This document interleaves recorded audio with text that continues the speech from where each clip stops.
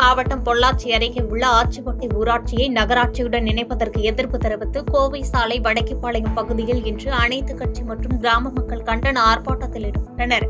தமிழக அரசு தங்களது ஊராட்சியை நகராட்சியுடன் இணைப்பதற்கு எதிர்ப்பு தெரிவித்து வாசகங்கள் அடங்கிய பதாகைகளை கைகளில் ஏந்தியவாறு கண்டன கோஷங்கள் எழுப்பினர். மக்கள் வாழ்றாங்க, விவசாய பூமி அதிகமா இருக்குது.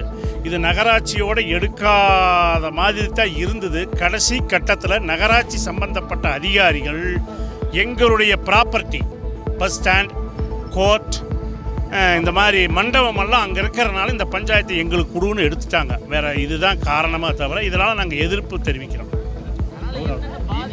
100 நாள் திட்டம் வந்து கிட்டத்தட்ட இங்கே வந்து 670 பேர் வருஷத்துக்கு வேலை செய்கிறாங்க.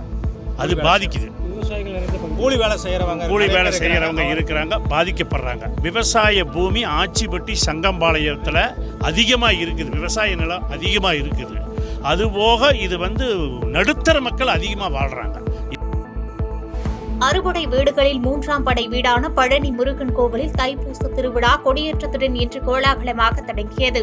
பழனி ஊர்கோவில் என்று அழைக்கப்படும் அருள்மிகு பெரிய நாயகி அம்மன் கோவிலில் உள்ள கொடிமரம் முன்பு நிலா, சூரியன், வேல், மயில் ஆகியவை பொறிக்கப்பட்ட மஞ்சள் நிற கொடிக்கு சிறப்பு பூஜைகள் செய்யப்பட்டு காலை 11 மணியளவில் கொடியேற்றம் செய்யப்பட்டு தைப்பூச திருவிழா தொடங்கியது. பக்தர்களின் பாதுகாப்பிற்காக பல்வேறு மாவட்டங்களிலிருந்து 3000க்கும் மேற்பட்ட போலீசார் பாதுகாப்பு பணியில் ஈடுபட்டிருந்தனர்.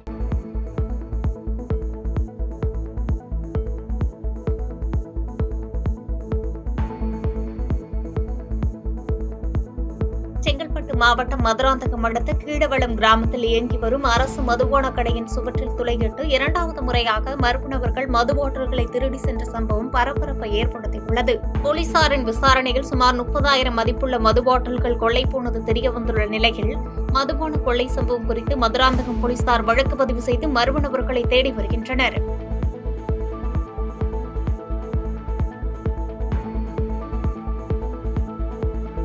காஞ்சிபுரம் மாவட்ட சமூக நலன் மற்றும் மகளிர் உரிமைத்துறை சார்பில் காஞ்சிபுரம் மாவட்ட ஆட்சியர் அலுவலக வளாகத்தில் உள்ள நல்லூர் கூட்டரங்கில் காஃபி வித் கலெக்டர் நிகழ்ச்சி மாவட்ட ஆட்சித்தலைவர் கலைச்செல்வி தலைமையில் நடைபெற்றது. இதில் மாவட்ட முதன்மை கல்வி அலுவலர் வெற்றி செல்வி மற்றும் மாவட்டத்தில் உள்ள பள்ளிகளில் பயிலும் பள்ளி மாணவ மாணவியர்கள் என 50க்கும் மேற்பட்டோர் கலந்து கொண்ட நிலையில் நாள்தோறும் நாளிதழ் புத்தகம் வாசிப்பதை சிறந்தது என ஆட்சியர் கலைச்செல்வி அறிவுரை வழங்கினார். தொடர்ந்து மாணவ மாணவியர்கள் உயர்பதவி அடைதல் மற்றும் பாதுகாப்பு உள்ளிட்டவை கேள்விகள் தொடர்பாக மாவட்ட ஆட்சித்தலைவர் கலந்துரையாடினார்.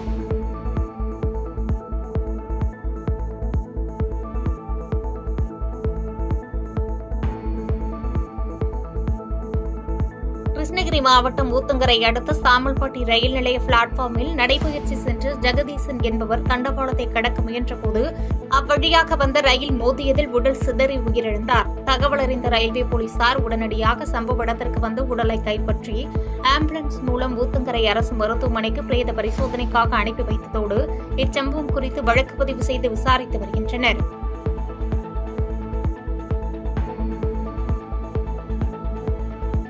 தென்காசி மாவட்டம் வடகரை அருகே விவசாய நிலத்தில் புகுந்த காட்டு யானை ஏராளமான ஏக்கர் பரப்பளவில் மா, தென்னை, வாழை உள்ளிட்ட பயிர்களை சேதப்படுத்தியுள்ளது. இந்நிலையில் காட்டு யானைகள் சேதப்படுத்திய பயிர்களுக்கு உரிய இழப்பீடு வழங்க வேண்டும் எனவும் யானைகள் விவசாய நிலங்களில் வராதவாறு உரிய நடவடிக்கை எடுக்க வேண்டும் என மாவட்ட நிர்வாகத்திற்கு கோரிக்கை வைத்துள்ளனர். இதில் வந்து அதிகமாக இருக்கு. யானை வந்து ஊருக்குள்ளே வர்றதுக்கு முன்னாடி உரிய நடவடிக்கை எடுக்கணும். அது மாதிரி எங்களுடைய தோப்புகளில் வந்து ஃபுல்லாக வந்து ஒரு 300க்கும் மேற்பட்ட தென்னை மரங்கள், வாழை வந்து ஒரு 1000 வாழைக்கு மேலே குலதள்ளக்கூடிய நிலைமையில் இருந்தது. அம்பட்டையும் வந்து யானை வந்து நாசப்படுத்தியிருக்கு. இதுக்கு விவசாயிகளுக்கு உரிய இழப்பீடு தரணும்னு நாங்கள் மனு கொடுத்துருக்கோம். எங்கள் மனுக்கள் மேலே வந்து உரிய நடவடிக்கை எடுக்கணும். அது மாதிரி எதிர்காலத்தில் இந்த மாதிரி யானை வந்து தொடர்ச்சியாக தினமும் வந்துக்கிட்டு இருக்கு. இது வந்து பண்பொழி KPM நகர், திருமலாவரம் பகுதிகளில் வர்றதுக்கு ரொம்ப நேரம் ஆகாது. கல்கட்டி குளத்துக்கு வந்துடுச்சு. அதனால் வந்து யானை ஊருக்குள்ளே வரவிடாமல் தடுக்கிறதுக்கு வனத்துறை உரிய நடவடிக்கை எடுக்கணும்.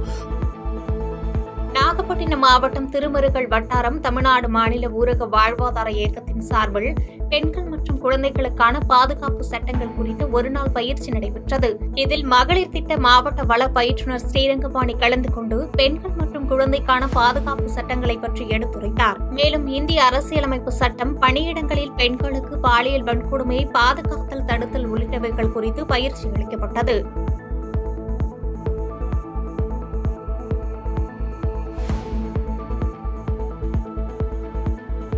விருதுநகர் மாவட்டம் வெம்பக்கோட்டை விஜய கரிசல்குளம் 3ஆம் கட்ட அகழாய்வில் மெருகேற்றும் கல் கண்டெடுக்கப்பட்டுள்ளது.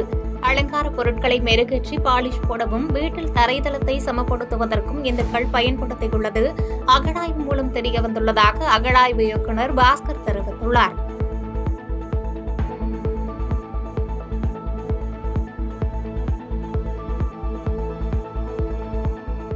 ராமநாதபுரம் மாவட்ட ஆட்சியர் அலுவலகம் எதிரே அமைந்துள்ள ஆயுதப்படை மைதானத்தில் அமைக்கப்பட்ட ஆவின் பாலகத்தை மக்கள் பயன்பாட்டிற்காக அமைச்சர் ராஜகண்ணப்பன் திறந்து வைத்தார்.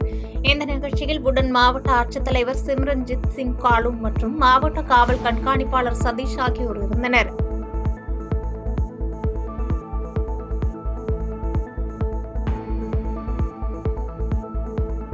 கள்ளக்குறிச்சி மாவட்டம் அரசம்பட்டு 10வது வார்டில் முறையான வடிகால் வாய்க்கால் வசதி இல்லாததால் தெரு முழுவதும் சாக்கடை நீர் தேங்கி நின்று துர்நாற்றம் வீசி வருகிறது. மேலும் கொசுக்கள் உருவாகி நோய் தொற்று ஏற்படும் அபாயம் உள்ளது. இந்நிலையில் சாக்கடை நீரை வெளியேற்ற நடவடிக்கை எடுப்பதோடு முறையான வடிகால் வசதி ஏற்படுத்தி தர வேண்டும் என மாவட்ட ஆட்சியருக்கு அப்பகுதி மக்கள் கோரிக்கை வைத்துள்ளனர்.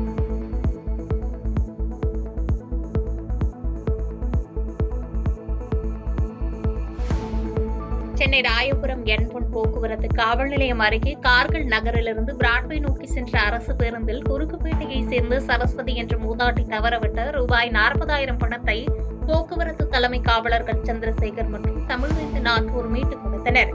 பேருந்தில் ஏறி அனைத்து பயணிகளையும் சோதனை செய்து கீழே இறக்கிய நிலையில் பேருந்து இருக்கையின் கீழ் இருந்த பணத்தை மீட்டுக் கொடுத்தனர்.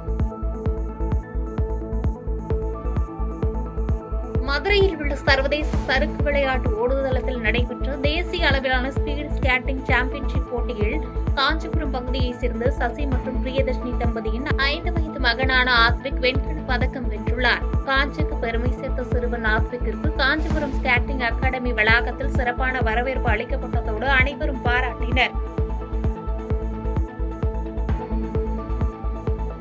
சென்னை அருகே மேற்கு தாம்பரம் அடுத்த சிடிஓ காலனியைச் சேர்ந்த நிவேதா என்பவரின் வீட்டில் கொள்ளை சம்பவத்தில் ஈடுபட்ட முக்கிய குற்றவாளி வினோத்குமாரை போலீசார் காவலில் எடுத்து விசாரித்தபோது தாம்பரம் பகுதியில் கொள்ளையில் ஈடுபட்டதை ஒப்புக்கொண்டார். இதனையடுத்து அவரிடமிருந்து 13 சவரன் தங்க நகைகள் 570 கிராம் வெள்ளிப் பொருட்களை பறிமுதல் செய்த போலீசார் நீதிமன்றத்தில் ஆஜர்படுத்தி சிறையில் அடைத்தனர். நீலகிரி மாவட்டம் ஊட்டி அரசு தாவரவியல் பூங்காவில் பனிக்காலத்தில் பூக்கும் அஜிலியா மலர்கள் சுற்றுலா பயணிகளை கவர்ந்து வருகிறது. வெள்ளை மற்றும் இளஞ்சிவப்பு நிறத்தில் பூத்துள்ள அஜிலியா மலர்கள் சுற்றுலா பயணிகள் கண்களுக்கு விருந்தாக அமைந்துள்ளது. திருவாரூர் மாவட்டம் கீழக்காவதுக்குடி ஊராட்சியை நகராட்சியுடன் இணைக்க எதிர்ப்பு தெரிவித்து 300க்கும் மேற்பட்ட பெண்கள் சேந்தமங்கலம் கடைவீதியில் சாலை மறியல் செய்ததால் போக்குவரத்து பாதிப்பு ஏற்பட்டது. மறியல் போராட்டத்தில் ஈடுபட்ட பெண்களுடன் திருவாரூர் வட்டாட்சியர் செந்தில்குமார் மற்றும் காவல்துறையினர் பேச்சுவார்த்தை நடத்தி கோரிக்கை மாவட்ட நிர்வாகத்திற்கு தெரியப்படுத்தப்படும் என தெரிவித்ததன் அடிப்படையில் சாலை மறியல் போராட்டம் கைவிடப்பட்டது. தூத்துக்குடி மாவட்டம் கோவில்பட்டி அருகே ஊத்துப்பட்டி கிராமத்தில் 8 லட்சம் ரூபாய் மதிப்பீட்டில் புதிதாக அமைக்கப்பட்ட ஃபேவர் பிளாக் சாலையை முன்னாள் அமைச்சர் கடம்பூர் ராஜு திறந்து வைத்தார். இந்நிகழ்வில் கோவில்பட்டி மேற்கு ஒன்றிய செயலாளர் அழகர்சாமி, முன்னாள் மாவட்ட செயலாளர் சிவபெருமாள் உள்ளிட்ட அதிமுக நிர்வாகிகள் பலர் உடன் இருந்தனர். பெரம்பலூரில் மாவட்ட ஆட்சியர் அலுவலகம் முன்பு தமிழக ஏரி மற்றும் ஆற்றுப்பாசன விவசாயிகள் சங்கத்தினர் மழையால் பாதிக்கப்பட்ட மக்காச்சோளத்திற்கும் சின்ன வெங்காயத்திற்கும் பயிர் காப்பீடு தொகை வழங்க வேண்டும் உள்ளிட்ட பல்வேறு கோரிக்கைகளை வலியுறுத்தி ஆட்சியர் அலுவலகத்தை முற்றுகையிட்டு ஆர்ப்பாட்டம் நடத்தினர். பின்னர் செய்தியாளர் சந்திப்பில் பேசிய தமிழக ஏரி மற்றும் ஆற்றுப்பாசன விவசாயிகள் சங்கத்தின் மாநில தலைவர் பூரா விஸ்வநாதன், நிவாரணம் உடனடியாக வழங்காவிட்டால் சாலை மறியலில் ஈடுபடுவதாக எச்சரிக்கை விடுத்துள்ளார். மாவட்ட ஆட்சியர் அலுவலகத்தை முற்றுகையிட்டு தொடர்ந்து பெய்த மழையினால பெரம்பலூர் மாவட்டத்தில் உள்ள கிட்டத்தட்ட 1,20,000 ஏக்கருக்கு மேல அனைத்து பயிர்களுமே பாதிக்கப்பட்டிருக்கிறது. இதை பாத்தீங்கன்னா மக்காச்சோளம் மட்டுமே பெரம்பலூர் மாவட்டத்தில் 75,000 ஹெக்டேர்ல பயிர் பண்ணியிருக்காங்க. நிவாரணம் தாமதமானாலோ இல்ல இன்சூரன்ஸ் எங்களுக்கு கொடுக்க மறுத்தாலோ அடுத்து தொடர் சாலை மறியல் பெரம்பலூர் மாவட்டத்தில் நடைபெறும் என்பதை மாவட்ட ஆட்சியருக்கும் தமிழக முதலமைச்சருக்கும் நாங்கள் தெரிவித்துக் கொள்கிறோம்.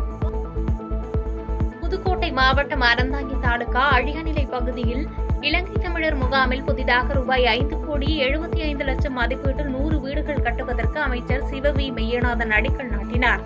இந்நிகழ்ச்சியில் மாவட்ட கூடுதல் ஆட்சியர் மற்றும் அறந்தாங்கி முன்னாள் ஒன்றிய பெருந்தலைவர் மகேஸ்வரி சண்முகநாதன் மற்றும் அறந்தாங்கி வட்டாட்சியர் திருநாவுக்கரசு உட்பட அரசு அலுவலர்கள் கலந்து கொண்டனர். திண்டுக்கல் மாவட்டம் நிலக்கோட்டை அருகே கொடை ரோட்டில் 800 ஆண்டுகள் பழமையான அருள்மிகு குருநாத சுவாமி மற்றும் அங்காள பரமேஸ்வரி கோவிலில் புனரமைப்பு பணிகள் முழுமையாக முடியும் முன்னே அறநிலைத்துறையினர் கும்பாபிஷேகம் செய்ய அவசரம் காட்டுவதாக பக்தர்கள் குற்றம் சாட்டியுள்ளனர். மேலும் பக்தர்களின் பாதுகாப்பு நலன் கருதி கோவிலுக்கு சொந்தமான 36 சென்ட் நிலத்தில் உள்ள தீர்த்த கிணற்றை மீட்டு இடிந்துவிடும் நிலையில் உள்ள பழமையான கட்டிட ஆக்கிரமிப்புகளை முழுமையாக அகற்றிய பின்னரே கும்பாபிஷேக பணிகளை நடத்த வேண்டும், இல்லை என்றால் பல்வேறு போராட்டங்களை நடத்தப் போவதாக எச்சரிக்கை விடுத்துள்ளனர். முன்னாடி ஆக்கிரமிப்புகள் இடிஞ்ச நிலையில இருக்கு. அது எப்ப வேணாலும் கும்பாபிஷேகத்துக்கு வர பக்தர்கள் மேல எப்ப வேணாலும் விழுந்து உயிருக்கு சேதம் ஏற்படலாம். ஆனா இந்து சமய அறநிலையத்துறைக்கு நாங்கள் பலவரை மனு கொடுத்தோம், எல்லா வேலையும் செஞ்சோம். ஆனால் அவங்க மெத்தனை போக்கா கண்டுக்கிறதே கிடையாது. இது எதற்காண்டி இப்படி இருக்காங்கன்னு தெரியல. இப்போ அவசரமா கும்பாபிஷேகம் செய்ய வேண்டிய காரணம் என்னன்னு எங்களுக்கு தெரியல. கடலூர் மாவட்டம் எடசிட்டூர் கிராமத்திலிருந்து பள்ளி கல்லூரி மாணவர்களை ஏற்றிக்கொண்டு மங்களம்பேட்டை நோக்கி வந்து கொண்டிருந்த அரசு பேருந்து விருத்தாசலம் அருகே சாலை அருகே பள்ளத்தில் சிக்கியதால் சுமார் 1 மணி நேரமாக பள்ளி கல்லூரி மாணவர்கள் காத்திருக்கும் நிலைக்கு தள்ளப்பட்டனர். குறுகலான சாலையில் தனியார் பள்ளி வாகனத்திற்கு வழிவிட சாலையை விட்டு கீழே இறங்கியதால் பள்ளத்தில் பேருந்து சிக்கியதாக கூறப்படும் நிலையில் குறுகலாக உள்ள கிராம சாலையை அகலப்படுத்த வேண்டும் என கிராம மக்கள் கோரிக்கை வைத்துள்ளனர். பாதகம் செய்பவரை கண்டால் நாம் பயம் கொள்ளலாகாது பாப்பா. மோதி மிதித்துவிடு பாப்பா, அவர் முகத்தில் உமிழ்ந்துவிடு பாப்பா. அண்மை செய்திகளை உடனுக்குடன் தெரிந்து கொள்ள இணைந்திருங்கள் எம் நாடு தொலைக்காட்சியுடன்.